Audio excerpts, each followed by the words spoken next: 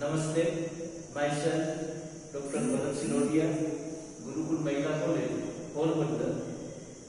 आज BCom semester 5 ના વિદ્યાર્થીઓ માટે ધંધાકીય ગણિતશાસ્ત્ર અને આંકડાશાસ્ત્ર 1 એ સબ્જેક્ટ ઉપર જઈ રહ્યા છે। સામાન્ય રીતે ભક્ત કવિ નરસિંહ મહેતા યુનિવર્સિટીના અભ્યાસ અનુસાર જોઈએ તો જે સેમેસ્ટર 5 નો અભ્યાસક્રમ છે એને 4 ચેપ્ટરમાં વિભાજિત કરવામાં આવ્યો છે। હવે ચેપ્ટરના માહિતી જોઈએ તો પ્રથમ જે ચેપ્ટર છે એનું નામ છે સહસંબંધ અને એનો ગુણભાર 20 માર્ક નક્કી થયેલો છે। એમાં સામાન્ય રીતે પેપર કાઢનાર વ્યક્તિ ઉપર આધારિત હોય। ઘણી વખત 14 માર્કના દાખલા અને 6 માર્કની થિયરી, ઘણી વખત 12 માર્કના દાખલા અને 8 માર્કની થિયરી આવી શકે। એ જ રીતના બીજું ચેપ્ટર છે નિયત સંબંધ। એની અંદરનો અભ્યાસક્રમ 20 માર્કનો નક્કી થયેલ છે। એમાં યાદ ધોરણ હોઈ શકે 14+6 અથવા 12+8। ચેપ્ટર નંબર 3 સંભાવના। એના 15 માર્ક। એની અંદર પણ 10+5 એટલે 10 માર્કનો દાખલા અને 5 માર્કની થિયરી અથવા 15 માર્કના દાખલા અથવા ઘણી વખત 5 માર્કની સાબિતી અથવા કોઈ પણ 5 માર્કનો એવો દાખલો આવી શકે કે જે તમારે પ્રૂવ કરવાનો હોય। 4 નિદર્શન, જેનો ગુણભાર 15 માર્ક। એની અંદરમાં 10+5 એટલે કે 10 માર્કના દાખલા અને 5 માર્કની થિયરી। એટલે એકંદરે આપણે જોઈએ તો કુલ 70 માર્કનો ગુણભાર નક્કી થયેલો છે। એમાંથી 14 ને 14 28 ને 10 38 ને 10 48 6 ને 10 22 અથવા 12 ને 24 ને 10 34 ને 10 22 અને 5 49 8 ને 8 16 ને એટલે ટૂંકમાં એવું બની શકે કે 48 માર્કના પ્રેક્ટિકલ આવી શકે અને 20-22 માર્કની થિયરી આવી શકે। ઘણી વખત 45 માર્કના પ્રેક્ટિકલ અને 25 માર્કની થિયરી આવું બની શકે। આ જે પરીક્ષા લેવામાં આવે યુનિવર્સિટી તરફથી એનું માર્ક છે। એમાં પ્લસ કોલેજમાંથી આંતરિક ગુણ જે 30 હોઈ શકે। હવે 30 માર્ક છે એ સામાન્ય રીતે પ્રેઝન્ટેશન, એસાઇનમેન્ટ, ઈ કન્ટેન્ટ ઉપરાંત સામાન્ય રીતે જે તે વિડિયો અને ઘણી વખત એવું બને કે હાજરી અને કોલેજ દ્વારા જે પરીક્ષા લેવામાં આવે એ જે તે કોલેજ જે વિષય ભણાવતા અધ્યાપક એના ઉપર સામાન્ય રીતે 30 માર્ક છે એ આધારિત છે। તો આ યુનિવર્સિટીનું અને કોલેજનું 100 માર્કનું એક પ્રકારનું માળખું। આજે આપણે જે તમે ચારે ચાર જે ચેપ્ટર જોશો તો સહસંબંધ કે બે ચલ વચ્ચે કેવો સંબંધ દર્શાવે છે એની માહિતી દર્શાવે છે. નિયત સંબંધ એ પણ બે નજીકના ચલ વચ્ચેનો સંબંધ નક્કી કરે છે. એ જ રીતના સંભાવના, ખાસ કરીને અત્યારે પરિસ્થિતિ એવી છે કોવિડ-19 ના સંદર્ભમાં, તો કે ભાઈ હવે ક્યાં સુધી આપણા અર્થતંત્ર પર અસર કરશે એની જુદી જુદી પરિસ્થિતિઓનો અભ્યાસ કરી અને એક સંભાવના નક્કી કરવાની કે અર્થતંત્રમાં કેવી અસર કરશે, જુદી જુદી શક્યતાઓની તપાસ કરવી, એ બધું સંભાવનાની અંદર આવશે. અને નિદર્શન એટલે નિરીક્ષણ કરવું સામાન્ય રીતે. હવે આજે આપણે આ બધા ચેપ્ટરમાંથી સૌપ્રથમ જવાના છે, પહેલું જે ચેપ્ટર છે સહસંબંધ એના. તો માળખામાં બધાને ખ્યાલ આવી ગયો હશે કે આનું માળખું કેવું હોઈ શકે. જે વિગત અહીંયા લખવામાં આવે એની ઘરે વિડીયો જોઈ અને તમારે નોટ્સ વ્યવસ્થિત બનાવવાની હશે અને એને આધારે આપણે જે ઇન્ટરનલ માર્ક હશે એનું મૂલ્યાંકન એને આધારે જ આપણે રાખશું. હવે જે પેલા ચેપ્ટર ઉપર જવાના છે સહસંબંધ કયો કે સુરેખ સહસંબંધ. જે ચેપ્ટરનું નામ છે સુરેખ સહસંબંધ.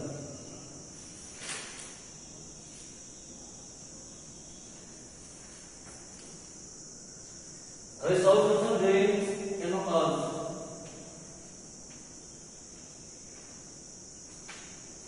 અર્થમાં જોશો તો તમને ખ્યાલ હોય તો 12મા ધોરણમાં 11મા ધોરણમાં ચલ આવતું, સતત ચલ અને અસતત ચલ. એટલે કે બે યાદચ્છિક ચલમાં એકી સાથે ફેરફાર થતો હોય અને તે બે ચલ વચ્ચે કાર્યકારણનો સંબંધ હોય તો તે બે ચલ વચ્ચે સહસંબંધ છે તેમ કહી શકાય. તો બરોબર જોજો હું શું બોલ્યું કે બે યદચ્છ ચલ, યદચ્છ એટલે પોતાની રીતે ચાલે, એકી સાથે ફેરફાર થતો હોય અને તે બે ચલ વચ્ચે કાર્યકારણનો સંબંધ હોય તો તે બે ચલ વચ્ચે સહસંબંધ છે તેમ કહી શકાય.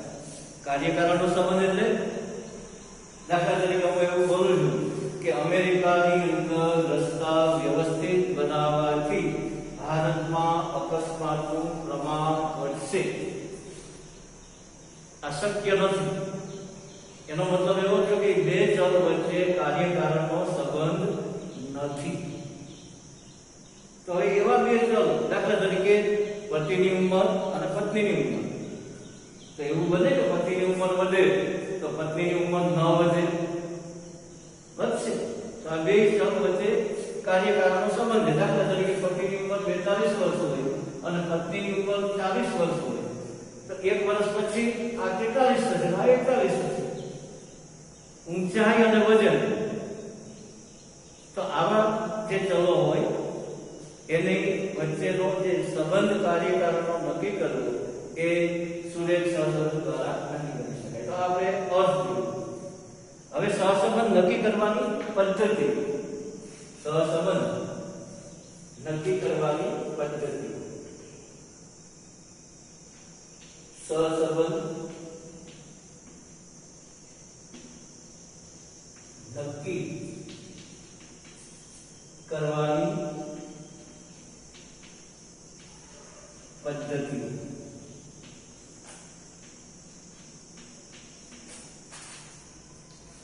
હવે જો સામાન્ય રીતે આપણે ત્રણ પદ્ધતિઓ છે.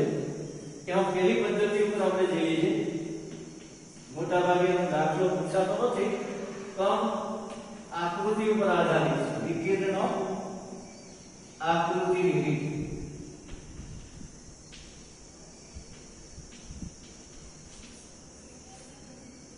હવે જો આ જે પદ્ધતિ છે એ પદ્ધતિ અનુસાર આલેખ પત્રમાં ચલની કિંમતો x અક્ષ પર દર્શાવવામાં આવે, એક ચલની કિંમતો x અક્ષ પર દર્શાવવામાં આવે, જ્યારે બીજા ચલની કિંમતો y અક્ષ પર દર્શાવવામાં આવે અને યોગ્ય સ્કેલમાં લઈ આલેખ પત્રમાં જુદા જુદા બિંદુઓ આલેખવામાં આવે અને તેને આધારે સહસંબંધનો પ્રકાર નક્કી કરવામાં આવે.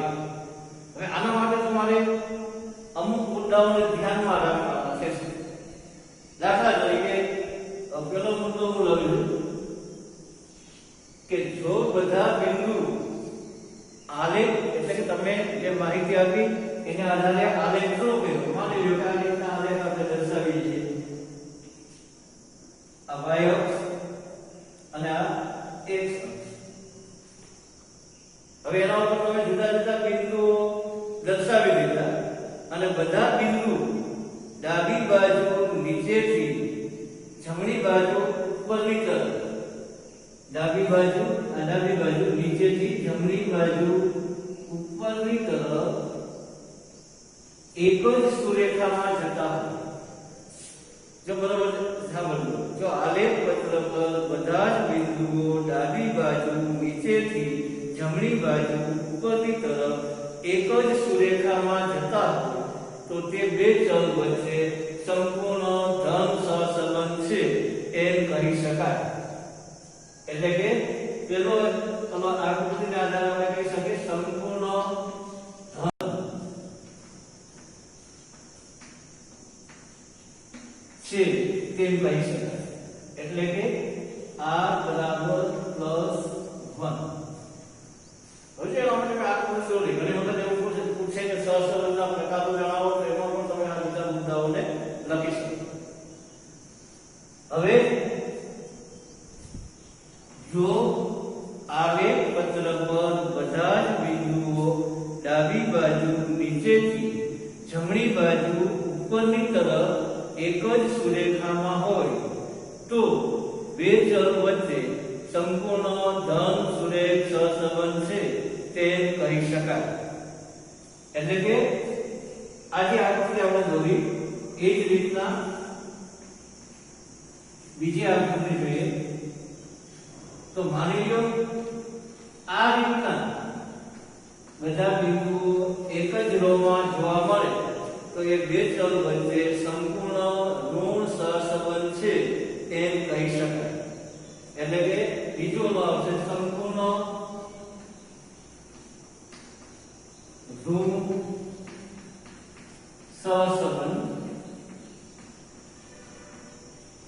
એટલે કે r બરાબર -1. બે મુદ્દા જોઈએ. હવે તમે જે આલેખ દોરેલો છે એ આલેખ પત્ર પર દર્શાવેલા બિંદુઓ ડાબી બાજુ નીચેથી જમણી બાજુ ઉપરની તરફ જતા હોય અને કોઈ એક રેખાની આજુબાજુ અમુક બિંદુઓ હોય તો તે બે ચલ વચ્ચે આંશિક ધન સુરેખ સહસંબંધ છે તેમ કહી શકાય. એટલે કે પૂરેપૂરા +1 નહીં પણ 0 થી 1 ની વચ્ચેનો સહસંબંધ હોઈ શકે એવું કહી શકાય.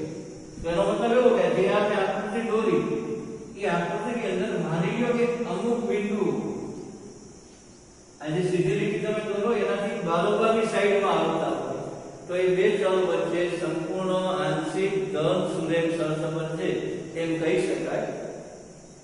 હવે એના પછી જો આલેખ પત્ર પર બધા જ બિંદુઓ ડાબી બાજુ ઉપરથી જમણી બાજુ નીચેની તરફ એક સુરેખામાં હોય અને અમુક બિંદુઓ તેની આજુબાજુમાં હોય તો તે બે ચલ વચ્ચે આંશિક ઋણ સહસંબંધ છે તેમ કહી શકાય.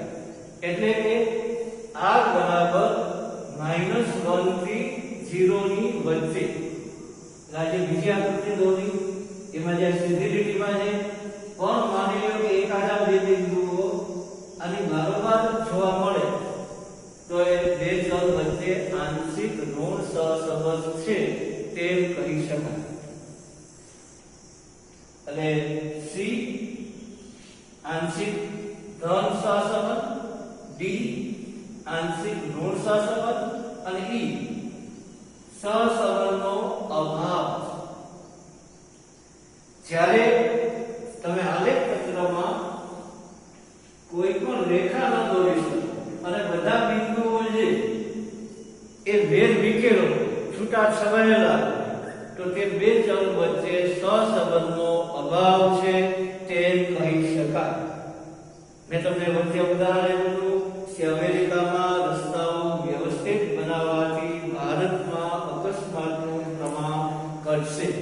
તો એ બે ચલ વચ્ચે કોઈ પણ પ્રકારનો સહસંબંધ નથી એવું કહી શકાય. તો આ પહેલી પદ્ધતિ હતી, વિકિરણ આકૃતિની રીત.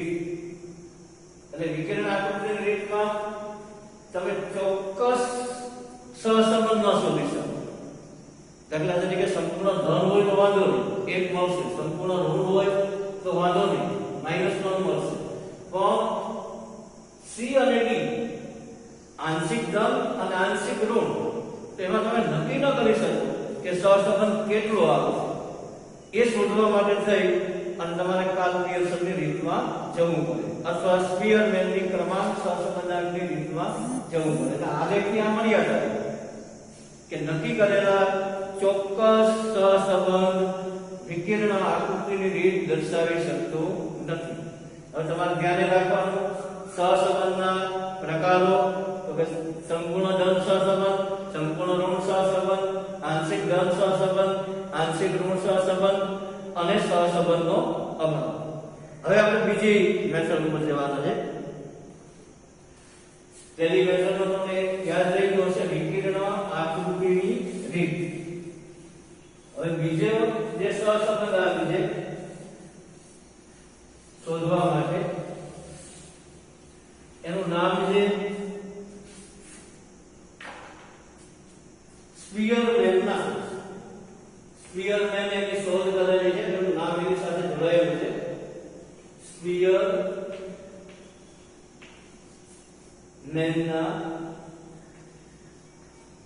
ક્રમાંક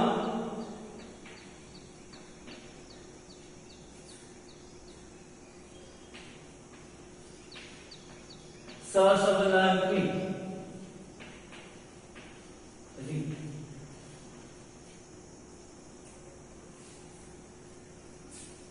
હવે જો આ સ્પીયરમેનનો ક્રમાંક સહસંબંધાંક એની શોધ સ્પીયરમેને કરેલી હોવાથી એને સ્પીયરમેનનો ક્રમાંક સહસંબંધાંક તરીકે ઓળખવામાં આવે છે.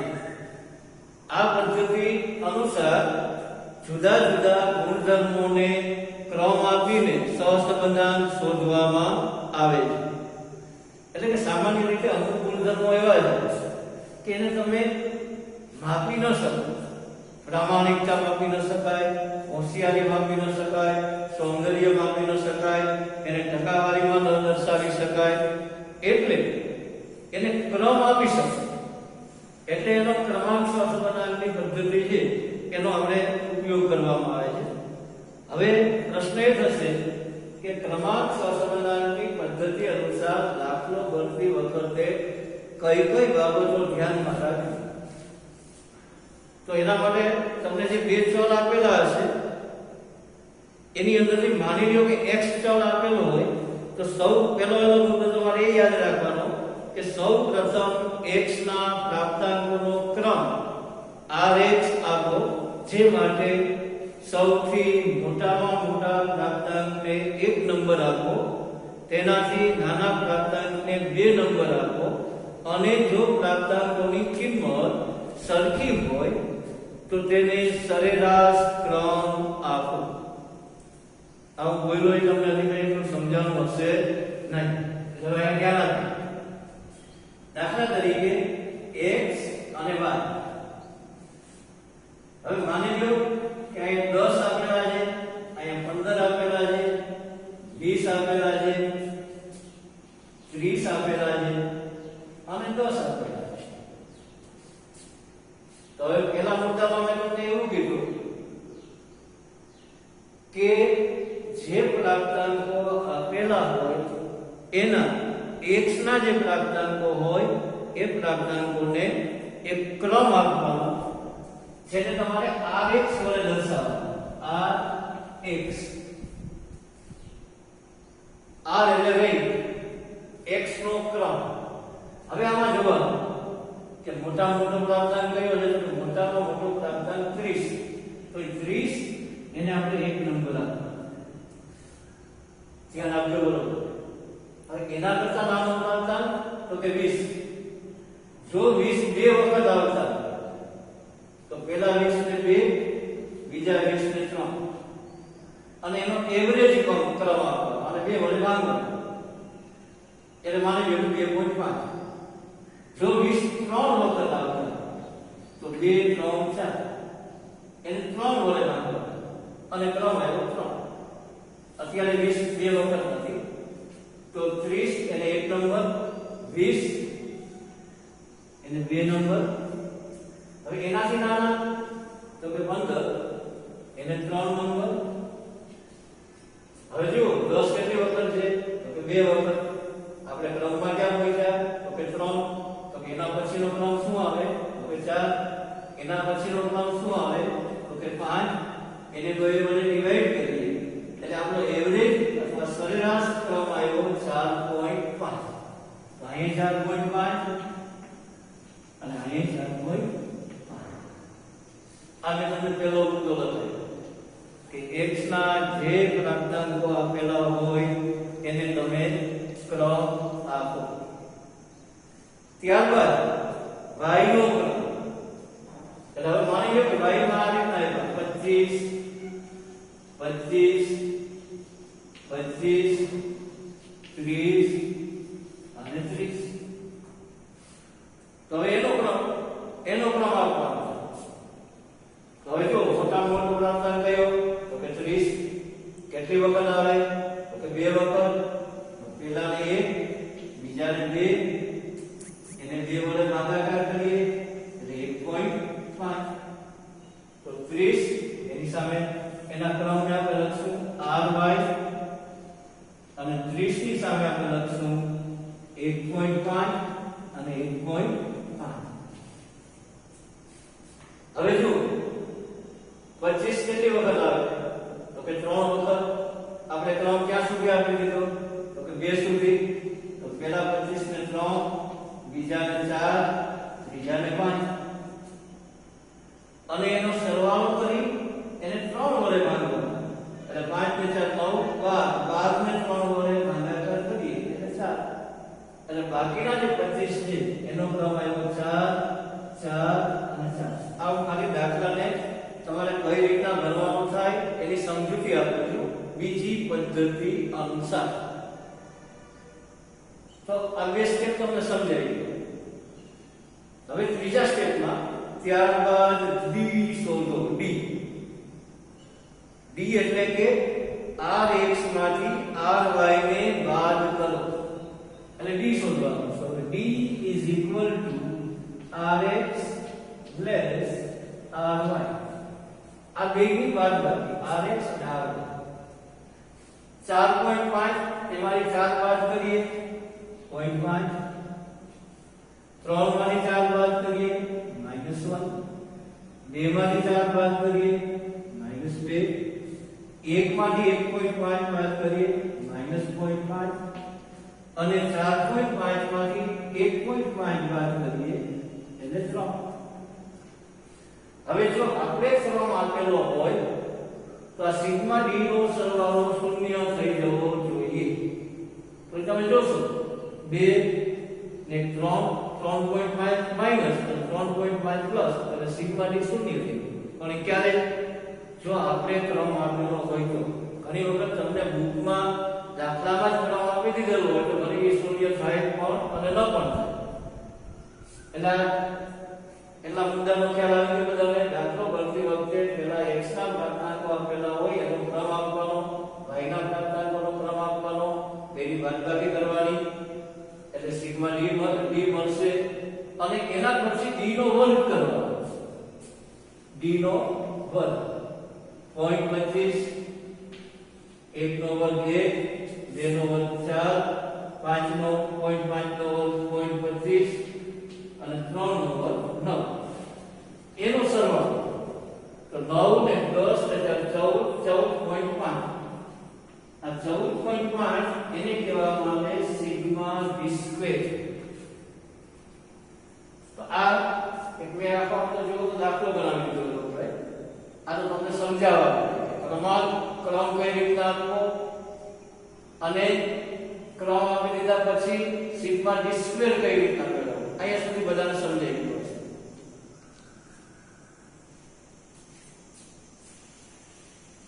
હવે ત્યારબાદ અત્યારે તમારે ધ્યાન રાખવાનું આપણે બીજી મેથડ ઉપર જે પહેલી મેથડ હતી વિકર્ણ આકૃતિ બીજી મેથડ છે સ્પીયરમેનનો ક્રમાંક સહસંબંધાંક અને હવે એની અંદરથી આપણે આખા બધી માહિતી સમજી સિગ્મા ડી સ્ક્વેર શોધી લીધો. સિગ્મા ડી સ્ક્વેર શોધી લીધા બાદ ધ્યાન એ રાખવાનું કે પછી આપણે સૂત્રનો ઉપયોગ કરવાનો. તો કે એ શોધી લીધા પછી ક્રમાંક સહસંબંધાંક શોધવા માટે r બરાબર 1 6 સિગ્મા ડી સ્ક્વેર છેદમાં n સ્ક્વેર માઈનસ 1 આ સૂત્રનો ઉપયોગ કરવાનો. હવે જુઓ આ સૂત્રનો ઉપયોગ ક્યારે તમે કરી શકશો કે જ્યારે કોઈ પણ અવલોકનોનું પુનરાવર્તન થતું ન હોય ત્યારે. જો અવલોકનોનું પુનરાવર્તન થતું હોય તો r બરાબર 1 6 કૌંસમાં sigma D square plus m ની 3 ઘાત માઈનસ n છેદમાં 12 પ્લસ m ની 3 ઘાત માઈનસ n છેદમાં 12 પ્લસ ડેશ ડેશ ડેશ છેદમાં n સ્ક્વેર માઈનસ 1. હવે જો ધ્યાન રાખો સિગ્મા ડી સ્ક્વેર નો તમને ખ્યાલ આવે n એટલે ઘાતાંકોની સંખ્યા આપી છે. હવે ધ્યાન એ રાખવાનું કે m ની 3 ઘાત માઈનસ m એટલે શું? તો દાખલા તરીકે x એમાં તમને ખ્યાલ હોય તો આપણે 30 અને 30 બે વખત આવ્યા એટલે 2 વખત આવ્યા ત્યાં 2 વખત કહેવાય. એ જ રીતના બીજા ઉદાહરણમાં જોયું તમે તો એક 25 કિંમત એવી હતી કે 3 વખત આવી તો અહીંયા 3 વખત અને નીચે એક કિંમત એવી હતી કે 2 વખત તો એ પ્રમાણે ધ્યાનમાં રાખો. આ વધારે પડતું સૂત્ર જ્યારે આપણે પ્રેક્ટિકલ ઉપર હશું ત્યારે હું તમને વ્યવસ્થિત રીતે સમજાવીશ. એટલે અત્યારે આપણે 2 સ્ટેપ પૂર્ણ કર્યા. હવે ત્રીજા સ્ટેપ ઉપર આપણે જવાના છે જે પરીક્ષામાં વારંવાર પૂછાતો જવાબ બને છે કાર્લ પિયર્સનનો સહસંબંધાંક. તો પહેલા હતું વિકર્ણ આકૃતિની રીત અને હવે આપણે જઈએ છીએ કાર્લ પિયર્સનનો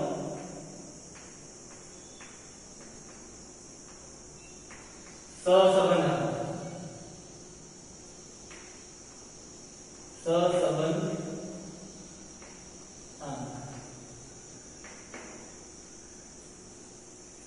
એટલે કે કાર્લ પિયર્સનની રીતે સહસંબંધાંક શોધવું. હવે જો કાર્લ પિયર્સનની રીતે સહસંબંધાંક શોધવા માટે જુદા જુદા સૂત્રનો ઉપયોગ થાય છે. હવે હું જુદા જુદા સૂત્રો લખું એના ઉપર ખાસ ધ્યાન આપજો. પહેલું સૂત્ર લખું છું કે સહસંબંધાંક છે એના r વડે દર્શાવવામાં આવે એટલે r બરાબર કોવેરિએશન xy ડિવાઇડેડ sx sy. હવે આ સૂત્રનો તમારે ક્યારે ઉપયોગ કરવાનો થશે કે જ્યારે તમને કોવેરિએશન આપેલું હોય sx આપેલો હોય sy આપેલો હોય. ઘણી વખત એવું બને r આપી દીધો હોય અને તમને sx sy શોધવાનું હોય. એના પેલા સૂત્ર ને બરોબર ધ્યાનમાં રાખજો. હવે બીજું સૂત્ર છે કે r બરાબર સિગ્મા x માઈનસ x બાર y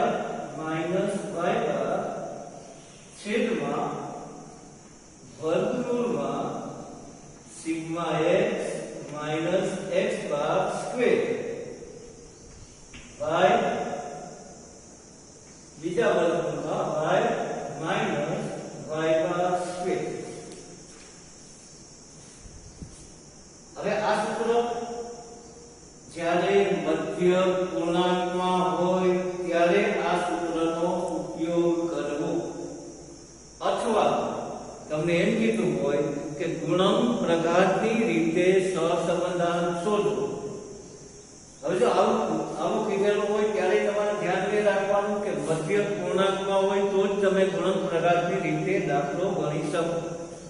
આના માટે યાદ રાખવાનું એક તો ગુણન પ્રઘાતની રીત અને બીજું મધ્ય પૂર્ણાંકમાં હોય ત્યારે જ તમે આ સૂત્રનો ઉપયોગ કરી શકો. ક્યારે કયા સૂત્રનો ઉપયોગ કરવો એ પણ સૌથી મહત્વનું છે. હવે એના પછી r બરાબર સિગ્મા x માઈનસ x બાર y માઈનસ y બાર છેદમાં n sh s.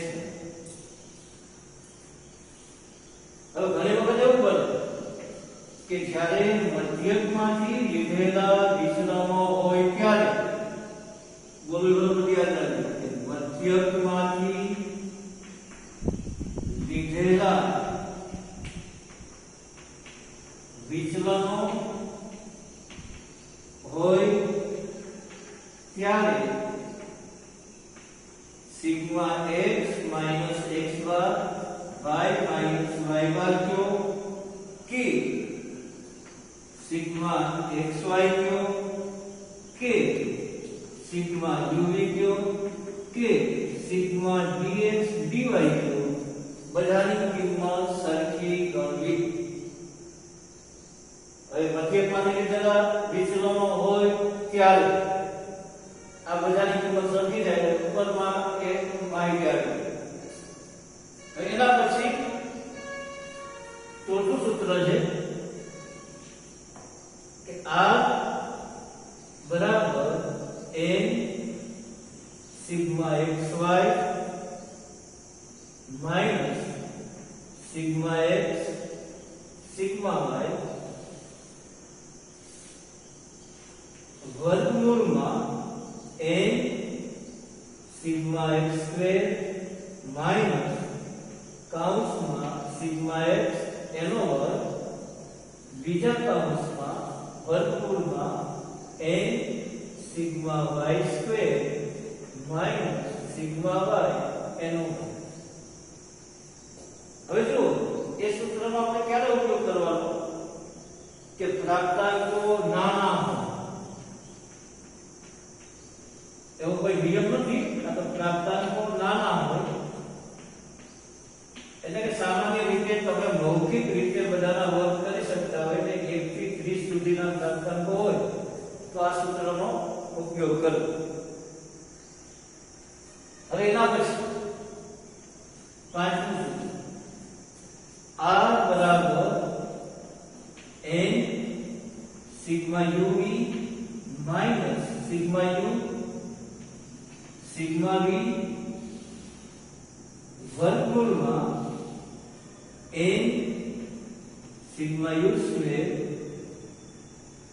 Sigma u એનો વર્ગ માઈનસ ની નિશાની બીજા વર્ગમૂળમાં n sigma v square minus sigma v એનો. હવે આનો ક્યારે ઉપયોગ કરવાનો કે પ્રાપ્તાંકોની કિંમત મોટી હોય, મધ્ય અપૂર્ણાંકમાં આવતો હોય તો તમારે આ જે સૂત્ર છે એનો ઉપયોગ કરવાનો થશે. હવે આ સૂત્રની અંદર તમે ધ્યાન રાખજો કે u x minus a divided ix and b is equal to y minus b divided I.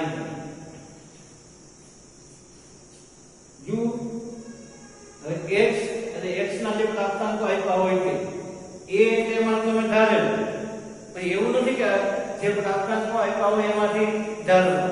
આપણને જે અનુકૂળ આવે એ ધારીશું. દાખલા તરીકે પ્રાપ્તાંકો આ રીતે આપ્યા 50, 55, 60, 65, 70. મને એવું લાગે કે મારે એમાંથી 60 ધારવાનું, 60 ધારીશું. મને એવું લાગે 45 ધારવાનું, કોઈ ધારીશું. મને એવું લાગે 55 ધારવાનું, કોઈ ધારીશું.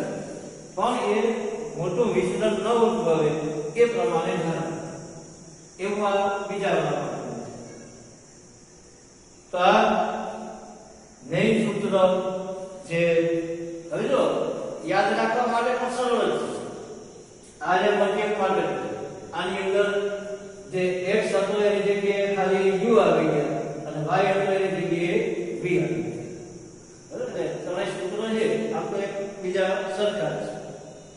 હવે એના પછી દ્વિચર કોષ્ટક માટે એક સૂત્ર આવે છે, પણ એના ઉપર અત્યારે નથી જતા. હજી એક સૂત્ર લઈ લઈએ છીએ કે આ બરાબર sigma xy minus a x bar y બાર છેદમાં a sx અને sy. મધ્યક આપી દીધેલા હોય, સિગ્મા xy આપી દીધેલા હોય ત્યારે આપણે આ સૂત્રનો ઉપયોગ કરવાનો થાય. અને વખત પૂરતી માહિતી શોધવાની હોય ત્યારે પણ આપણે આ સૂત્ર છે એનો ઉપયોગ કરવાનો થાય. મોટા ભાગનું તમારે 12મા ધોરણની અંદર આવી ગયેલું છે, એટલે અત્યાર સુધી જે મેં લખાયું એ બધું 12મા ધોરણની અંદર તમે અભ્યાસ કરેલો છે.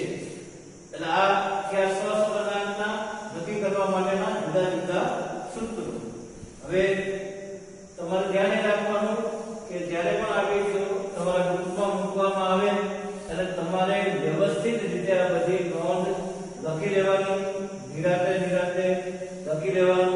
એક બે વખત આ વિડિયોને સાંભળતો રહેવાનો અને ધીમે ધીમે સ્ટેટિસ્ટિક વિષય છે એ અઘરો નથી, પણ આપણે એને અઘરો બનાવી દીધો. જેટલી વધારે પ્રેક્ટિસ કરી શકીએ એટલો આ સબ્જેક્ટ છે એ સહેલો. હવે હજી એમાં આગળ વધીએ. હજી આપણે થિયરી ઉપર જ સંભવિત દોષ.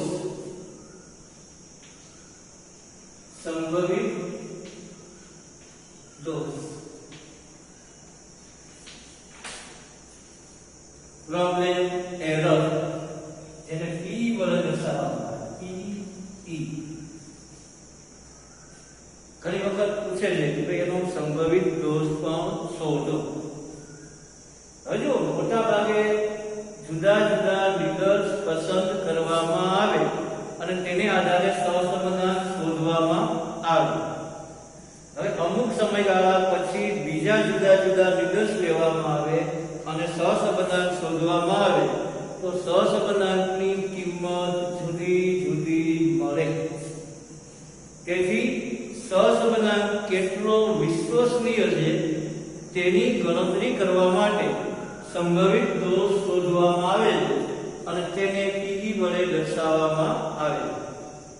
એટલે આ શું કહેવામાં આવે છે કે આપણે જુદા જુદા બે ચલ વચ્ચેનો સહસંબંધાંક શોધ્યો, વળી પાછા અમુક સમય પછી એ જ બે ચલ છે એના પ્રાપ્તાંકોને એકઠા કરવામાં આવે અને પાછો સહસંબંધાંક શોધવામાં આવે તો એની વચ્ચે થોડો તફાવત જોવા મળે.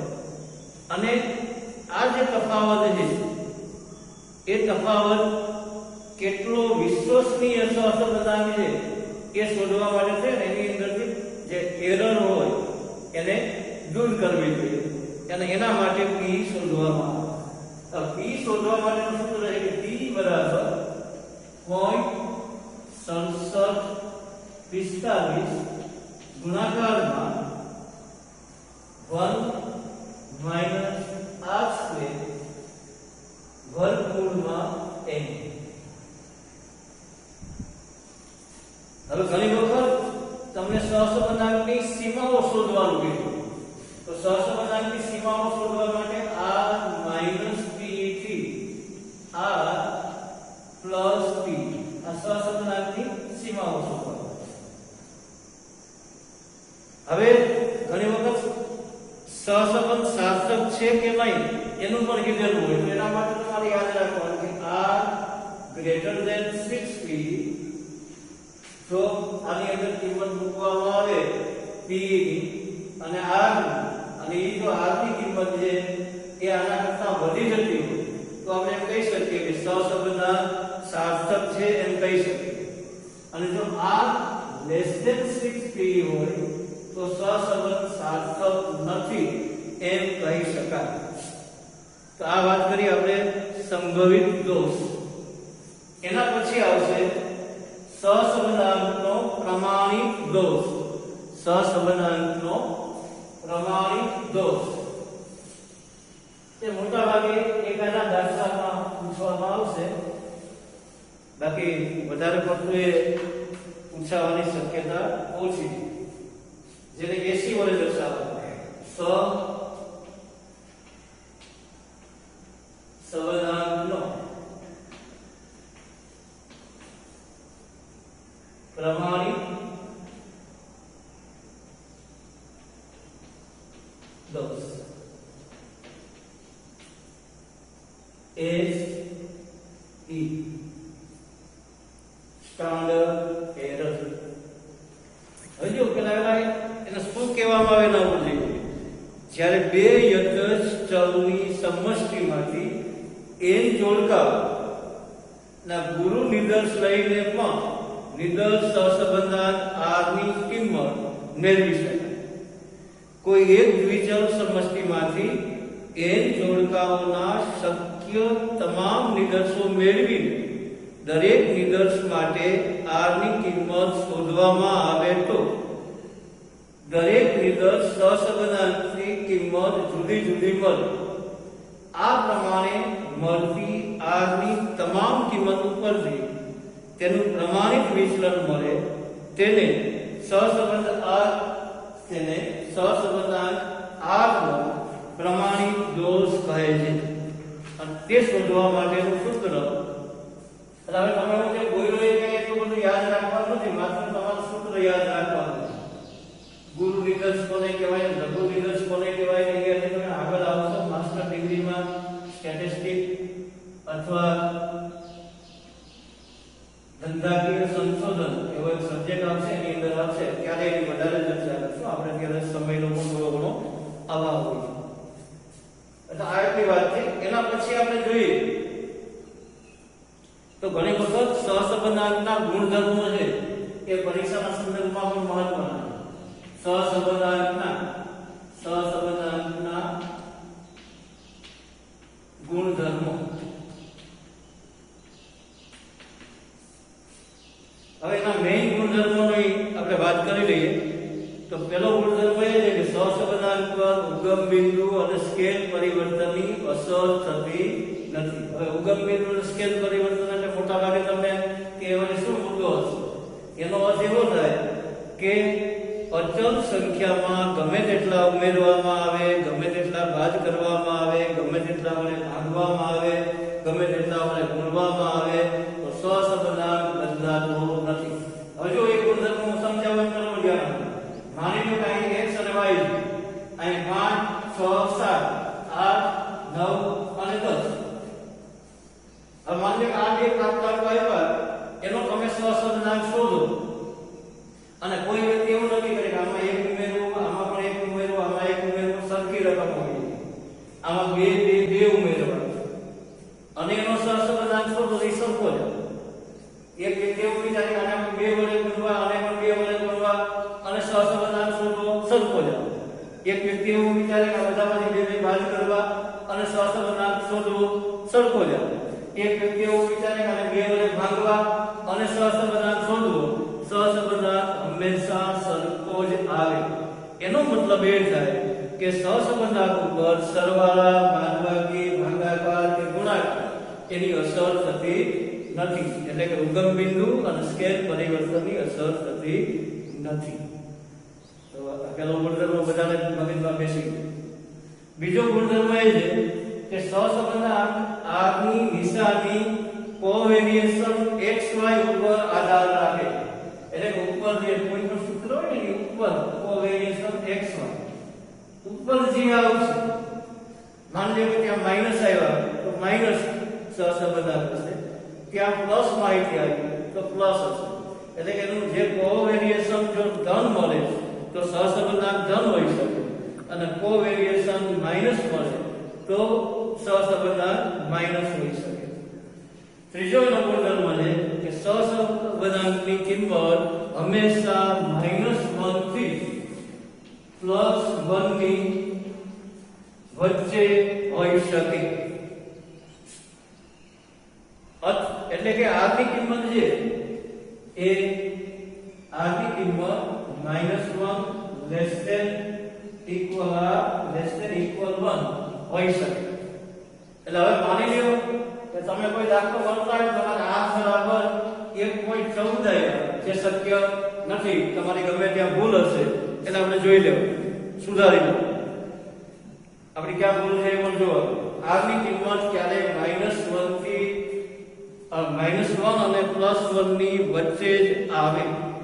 તો આ ટોટલી જે મેં અત્યારે તમને એક સૂત્ર મેં ખાલી બાકી રાખ્યું, એના સિવાયનું આ જે ચેપ્ટરમાં જે કંઈ પણ માહિતી ખાસ કરીને પરીક્ષાના સંદર્ભમાં અને દાખલો ગણવામાં જેટલી ઉપયોગી છે એ બધી માહિતીનો મેં આમાં સમાવેશ કરી દીધો.